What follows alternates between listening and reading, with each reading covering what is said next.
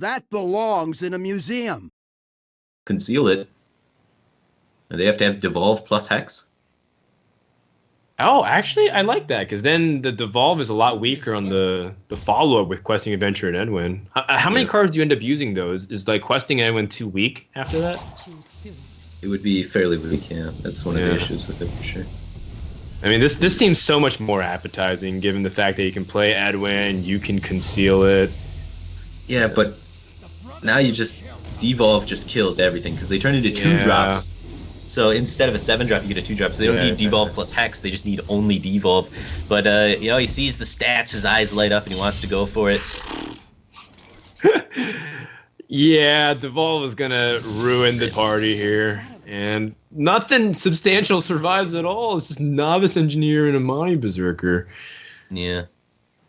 Well, to his credit, he still has 14 damage. So he's very close to just picking up some sort of lethal here. Eviscerate off the top, if Trump takes 1 damage, would be lethal. 1 Eviscerate in the deck.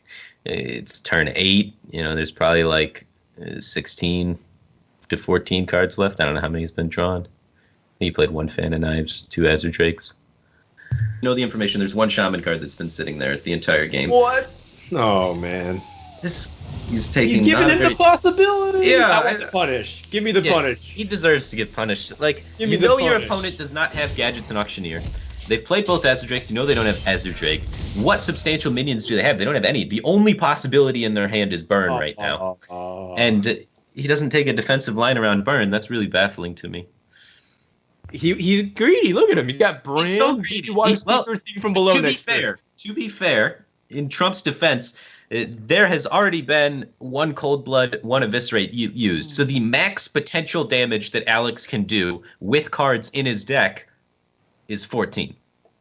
Right. Leroy, Cold Blood, Eviscerate. So Trump cannot die to cards that are in Alex's deck. He knows that he has 1 Shaman card that he's been holding this whole game, though. But there's not very many Shaman cards that he's been holding this whole game that he can combo with anything. So I'd say it's very, very, very, very unlikely for Trump to die. So he's just taking the strongest play on the board rather than taking... I mean, Alex here is one of the few cards you do end up losing to, which in this case, Trump... Yeah, you see him smile a little bit. He's like, oh, really? I didn't think there's any way I could die. Oh. But then the trade happens. Spell Power Totem trade. That's interesting.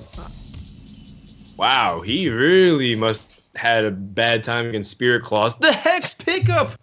Wow!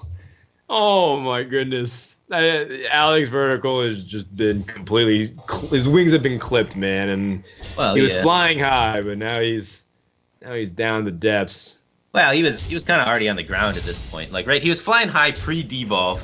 Devolve happens, he crash lands, and now he's just stumbling. And now, like, a bear came out of the woods and ate him while he was trying to, you know, walk to safety. Yeah, while he's trying to walk safe.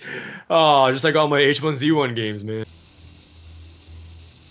Yeah, he's got to stay alive. He's got to win the game. His opponent has 11 damage, he's got to go face. I like it. You're right. That's the only possible way he can win from this scenario is to punch face here. Yeah. And he's dead. There is, Shaman has a decent amount of damage. Not to mention if Trump picked up Flame Tongue Totem, any kind of spell damage, any kind of Bloodlust finisher. Alex Vertical had a lot of ways to die there. So that's going to be a 2-1 lead for Trump, leaving just Warrior up, and Rogue still remaining in the lineup for Alex.